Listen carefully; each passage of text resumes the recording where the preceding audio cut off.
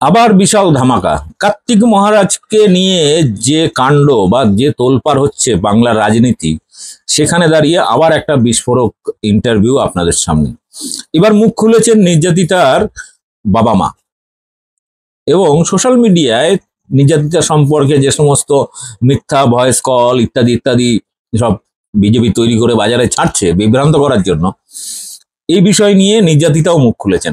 প্রথমে শোনাবো নির্যাতিতা বাবার সাথে বা মায়ের সাথে বিজেপির সম্পর্ক। ভোটের প্রার্থীও হয়েছিলেন বিজেপির হয়ে, দীর্ঘদিনের বিজেপির পুরনো কর্মী তারা, এবং নেতৃত্ব দিয়েছিলেন, অবজারভার ছিলেন। এরকম বিস্ফোরক তথ্য, এমনকি শ্যামাপ্রসাদ মুখার্জির সাথেও কোনো একটা দূর সম্পর্কের কোনো একটা রিলেশনও তাদের রয়েছে। সরাসরি সেই ভিডিও সাক্ষাৎকার নিয়েছেন আমাদেরই স্বপন কারিগর, মুর্শিদাবাদ টুডে। আপনাদের সামনে সেই এক্সক্লুসিভ ভিডিও। আমি জানি এই ভিডিও যদি ভাইরাল হয় তাহলে বিজেপি কিন্তু লেজে গোবরে হয়ে যাবে। তো সেই ভাইরাল ইন্টারভিউ আপনাদের জন্য সম্পূর্ণ দেখবেন, সম্পূর্ণ দেখবেন, ব্যাপক শেয়ার করবেন, আর আপনার মতামত কমেন্ট বক্সে দেবেন। আর আমার চ্যানেল বং নিউজ লাইভ সাবস্ক্রাইব করে রাখুন, কাজে লাগবে। আজকে আবার একটা কীর্তি আমরা সামনে আনছি। নির্যাতিতা যিনি, সেই নির্যাতিতার ডিভোর্সের ক্ষেত্রে কার্তিক মহারাজের একটা গুরুত্বপূর্ণ ভূমিকা। উনি দাঁড়িয়ে থেকে নির্যাতিতার ডিভোর্স করান এবং তারপর ওনাকে ফুঁসলিয়ে বাড়ি থেকে নিয়ে এসে আশ্রমে চাকরি করতে বাধ্য করান। এমনই বিস্ফোরক তথ্য উঠে আসছেন এবং সেই তথ্য জানাচ্ছেন নির্যাতিতার বাবা আমার সঙ্গে যিনি আছেন। ভারতের আইন অনুযায়ী নির্যাতিতাই হোক বা নির্যাতিতা পরিবারের হোক, কারোর নাম এবং তাদের মুখ আমরা দেখাতে পারবো না। তার জন্য দুঃখিত।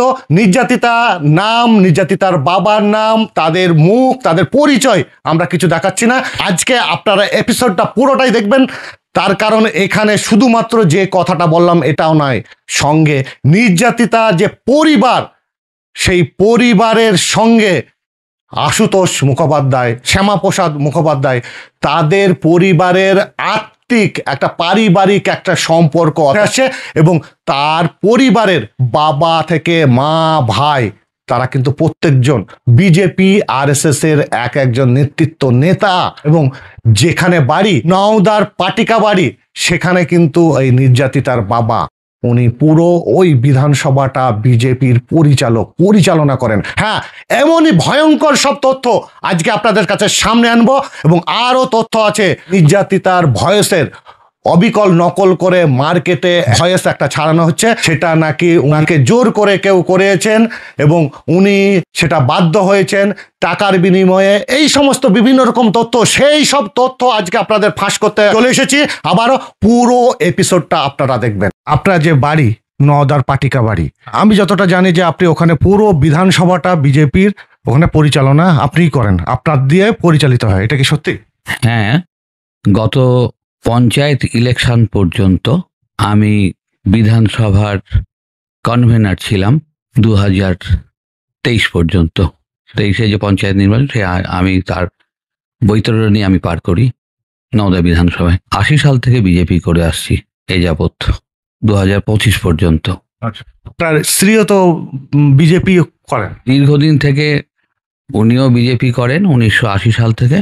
2003 সালে নওদা জেডপি 37-এর জেলা পরিষদের প্রতিদ্বন্দ্বী প্রার্থী ছিলেন বিজেপির। তার মানে পরিবারটাই বলতে পারি যে বিজেপি। এবং শোনা যাচ্ছে নাকি আপনাদের পরিবার আশুতোষ মুখোপাধ্যায় বা শ্যামাপ্রসাদ মুখোপাধ্যায়, যিনি বিজেপিকে এনেছিলেন বলতে গেলে এই পশ্চিমবঙ্গে বিশেষ করে, স্রষ্টা, তাদের সঙ্গে আপনাদের পারিবারিক কোনো আত্মীয়তা আছে। সম্পর্কে আমার জামাইবাবু হচ্ছেন শ্যামাপ্রসাদ মুখার্জি পরিবারের চিত্ততোষ মুখার্জি। উনি ক্যালকাটা হাইকোর্টের প্রধান বিচারপতি ছিলেন, বোম্বে হাইকোর্টের প্রধান বিচারপতি ছিলেন, পরবর্তীতে উনি মানবাধিকার কমিশনের চেয়ারম্যান ছিলেন এবং তৎপরে রাজ্যপালের প্রধান উপদেষ্টা ছিলেন। আপনার মেয়ের এত কিছু শুনলেন মিডিয়ার, তার আগে আপনি এত কিছু জানতেন না, তাই তো? আমি এত কিছু জানতাম না, আমার অজ্ঞাতেই এটা হয়েছে আর কি, যা কিছু ঘটেছে।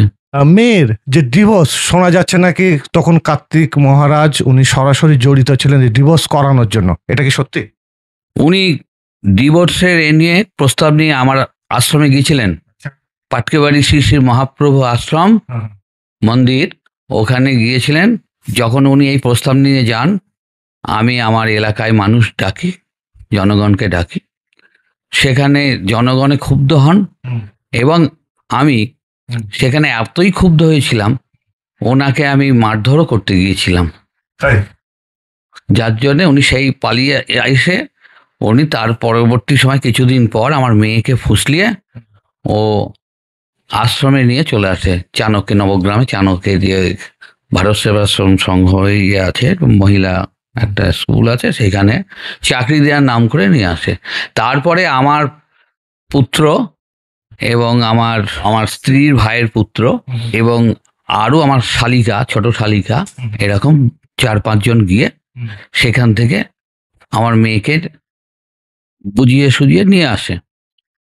তারপরে আবার কেন প্রলোভন দিয়েছে, আবার সেখানে এনে গোড়াবাজারে আমার মেজ শালিকার বাড়িতে এনে রাখা হয়। সেখানে কিছুদিন থাকার পর কার্তিক মহারাজ পাশেই বাবুপাড়া, গোড়াবাজার বাবুপাড়ায় সরস্বতী শিশু মন্দির আছে, সেখানে এসে উনি আঁকড়া গাড়েন। সেইখান থেকে আমার মেয়েকে ফলো করে, সে কখন কোথায় কখন কি যাচ্ছে। সেইখান থেকে একদিন হঠাৎ করে আমার শালিকা বা ভাইরা ভাইয়ের অসাক্ষাতে নিয়ে চলে যায়, কার্তিক মহারাজ উঠিয়ে নিয়ে আবার চলে যায়। তখন আমি মনের ঘেন্নায় আর আমি মেয়ের সঙ্গে আর কোনো সম্পর্ক ততটা রাখি না, কিন্তু রাখি, আমি আর যাই না, যে বারবার ঘোরাতে ফেরাতে চাই না। তারপরে থেকে ও মেয়েকে নিয়ে যাওয়ার পর মেয়েকে ভোগ করার জন্য, দৈহিক ভোগ করার জন্য ও স্বামীর বাড়ি থেকে লোহারাম রায় আমার বেয়াই এবং পার্থপ্রতিম রায় হচ্ছে জামাই, ওদের সঙ্গে করে আর ডিভোর্সটা আমার মেয়েকে করিয়ে নেয়। ওনার নিজের স্বার্থের জন্য ডিভোর্সটা করিয়ে দেন, দিয়ে তারপরে আপনার মেয়েকে বাড়ি থেকেও তারপর নিজেতে বাধ্য হয় স্কুলের চাকরি দেওয়ার নাম করে, তাই তো? আর যে আপনি যে বললেন যে আপনার পাটিকা বাড়ি, যেখানে আপনার মন্দির বা আশ্রম যেখানে আছে, সেখানে যখন গেছিল জনসাধারণ তখন খেপে গেছিল যে এইরকম যে একটা মহারাজ হয়ে কি করে ডিভোর্স, একটা মেয়ের ডিভোর্স কি করে করে, মেয়েকে আরেকটি সাধু বাবার একটা বৈষ্ণবের মেয়েকে সেখানে কি করে ডিভোর্সের কথা বলেন। এর জন্য আমার আত্মীয় স্বজন, হ্যাঁ, গ্রাম পাড়া প্রতিবেশী সব হয়ে গিয়েছিল এবং আমি উদ্দেশ্য বুঝতে পারলাম এর খারাপ উদ্দেশ্য আছে, যার জন্য মেয়েকে আমি আটকে রাখলাম। কিন্তু বিবাহিত মেয়ে তো, অনেক অ্যাডাল্ট মেয়ে, আমার তো আরো আশ্রমিক কাজ আছে, সেই জন্য আমি আটকে রাখতে মানে পারিনি, সক্ষম হয়নি। মেয়েকে নিয়ে উঠিয়ে নিয়ে চলে যায় গাড়ি করে পাটকাবাড়ি থেকে। তারপরে দ্বিতীয়বার তো আবার এই কাজ করলো। আর আমি বিজেপির একজন কার্যকর্তা। 2018-19 আমি সত্য সনাতন সংঘের হিন্দু সংঘ, একটা মানে বিশ্ব হিন্দু পরিষদের, হ্যাঁ, একটা সংঘের, একটা সত্য সনাতন সংঘের রাষ্ট্রীয় সহ সংযোজক। হ্যাঁ, ওনার বিভিন্ন রকম কাগজ আমি দেখছিলাম যে উনি শুধুমাত্র ওনার জায়গায় নয়, বিজেপির সঙ্গে ওতপ্রোতভাবে ডাইরেক্ট ওনার কিন্তু সম্পর্ক। এবং মুর্শিদাবাদ ছাড়াও নদিয়াতে আমি কাজ করি। আমার ওখানে অনেক ভক্ত শিষ্য আছে, আমার প্রচুর ভক্ত শিষ্য আছে।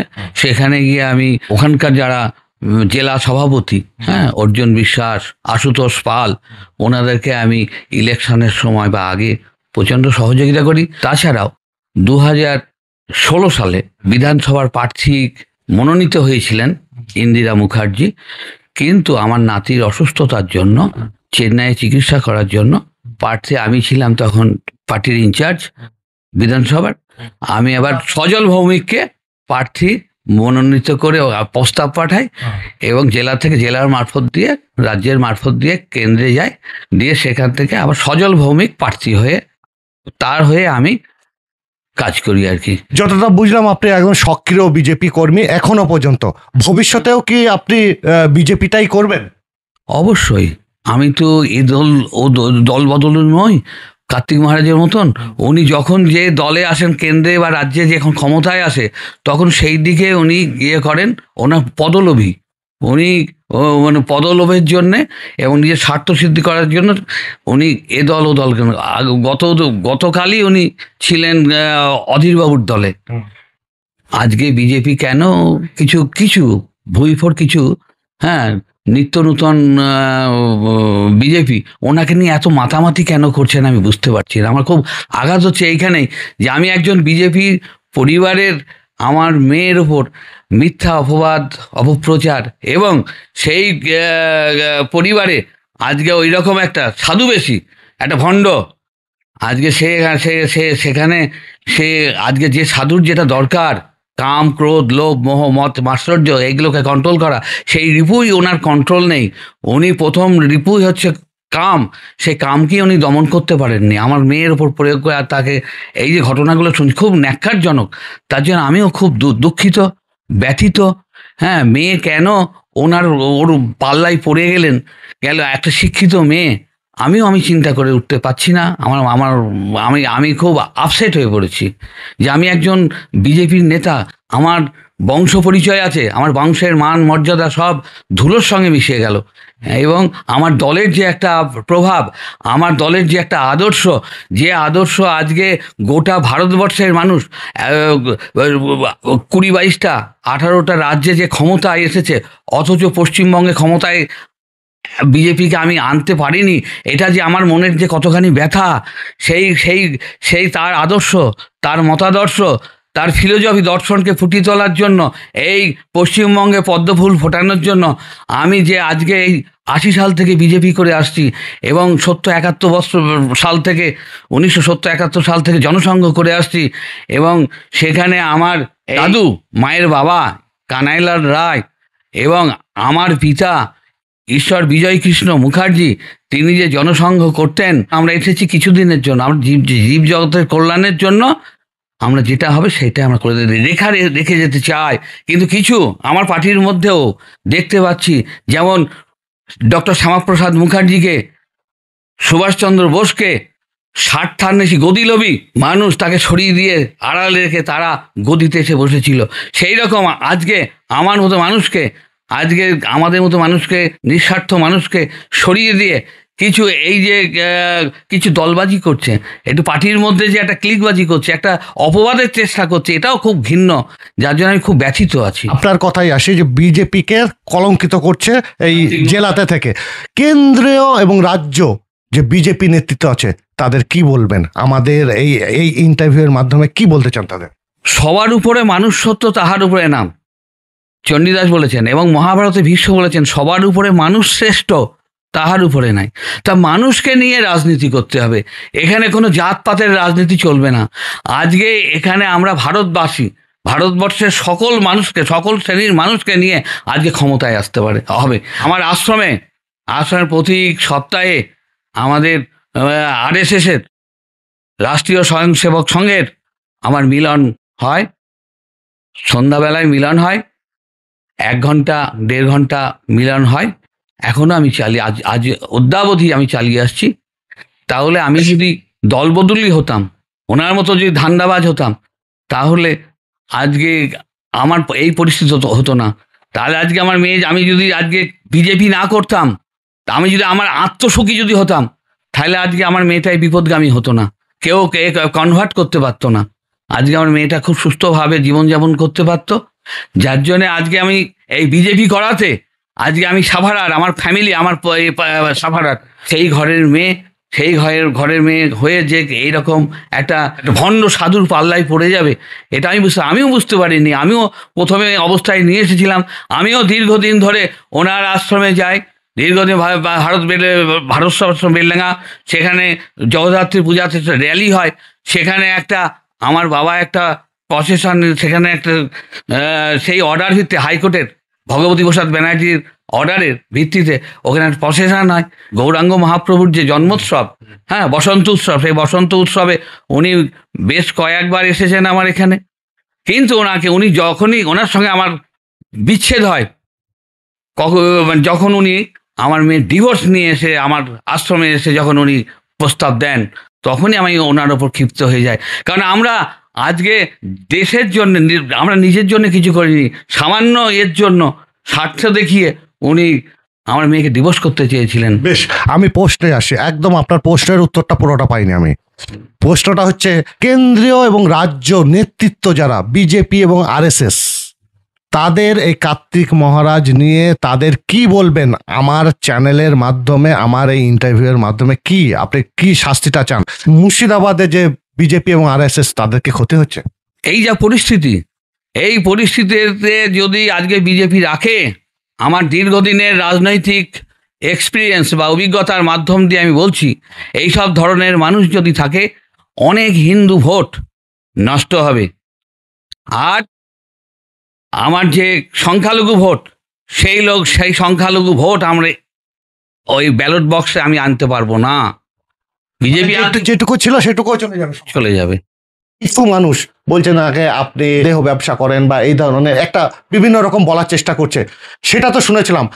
আজকে আবার আমাদের নজরে এলো ভয়েস নকল করে আপনি নাকি টাকার লোভে কেউ আপনাকে বলা করিয়েছে কি, এই ধরনের একটা আপনার একদম অবিকল আপনার ভয়েসে, আপনি কি বলবেন? আমার নামে সব উল্টোপাল্টা রটানো হচ্ছে, এগুলো কোনো কথাই নয়। হ্যাঁ, আমি আজকে শুনলাম যে কেউ একজন আমার গলা নকল করে ফোনে বলেছে উল্টোপাল্টা, বলেছে যে আমি কার্তিক মহারাজকে ফাঁসাতে চাইনি, আমাকে টাকা দিয়ে জোর করে করানো হচ্ছে, বা আমার বাবা মাই নেই, এইসব উল্টো পাল্টা সব বলা হচ্ছে। মানে আপনার বাবা মা আপনার সঙ্গে নেই? আমার বাবা মা আমার সঙ্গে নেই, এইসব উল্টো পাল্টা ছড়ানো হচ্ছে। পুলিশকে আপনি জানিয়েছেন? হ্যাঁ, আমি পুলিশকে জানিয়ে দিয়েছি। হ্যাঁ, পুলিশকে জানিয়ে দিয়েছি এবং তারা খুঁজে নেবে যে কোথা থেকে ফোনটা এসেছিল, তারা খুঁজে নেবেন এবং সেই মতন ব্যবস্থা করবেন। বাবা মা নেই তা না, বাবা মা, এই বাবা বসে আছেন, আপনাদের মাকেও দেখাবো, একসঙ্গেই বসে আছেন, আমার সামনেই বসে আছেন, বাড়িতেই এসেছি, সব কিছু আছে, কিন্তু হ্যাঁ একটা ভুল তথ্য ছড়ানো হচ্ছে। উনি কিন্তু পুলিশকে জানিয়েছেন, পুলিশ এবার সেই নাম্বার কোথা থেকে এসেছে, কে করছে, খোঁজ নেবেন। আচ্ছা, এখনো পর্যন্ত যে কোর্টে, আদালতে, হাইকোর্টে গেছে, এখনো পর্যন্ত যে বিচার প্রক্রিয়া হয়েছে, আপনি খুশি? হ্যাঁ, পুরোপুরি কমপ্লিট হবে, তারপরে আমি খুশি হব। আচ্ছা, যা কিছু হচ্ছে আপনার দেখে মনে হচ্ছে যে না ঠিক পথে যাচ্ছে? না, ঠিক পথেই যাচ্ছে সব, আশাবাদী, তাই তো? আমি আশাবাদী। অসংখ্য ধন্যবাদ।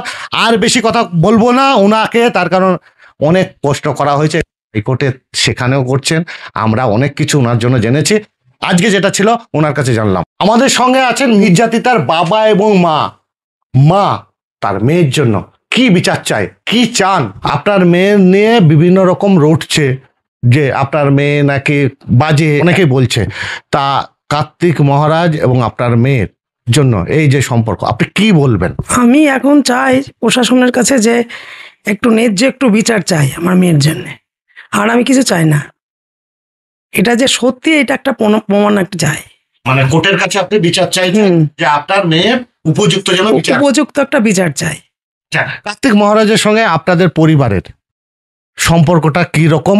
ওখানে নাকি শোনা যাচ্ছে যে আপনাদের একটা ওখানে মন্দিরও আছে, যেটা মহাপ্রভু মন্দির মনে হয়, এবং ট্রাস্ট, সেই ট্রাস্টের নাকি কার্তিক মহারাজ উনি নিজেই ট্রাস্টে, এবং আপনারা তার জমি অর্থাৎ জায়গা দিয়েছেন, মন্দিরও নাকি গড়ে দিয়েছেন, তাই তো? হ্যাঁ, কার্তিক মহারাজকে ওনাকে ট্রাস্টি বোর্ডেই আছে প্রধান, ওনার নামই প্রথমে আছেন, 7 জনের আছে, ওনার নামই প্রথমে, ওনাকে আমরা বড় করে রেখেছি।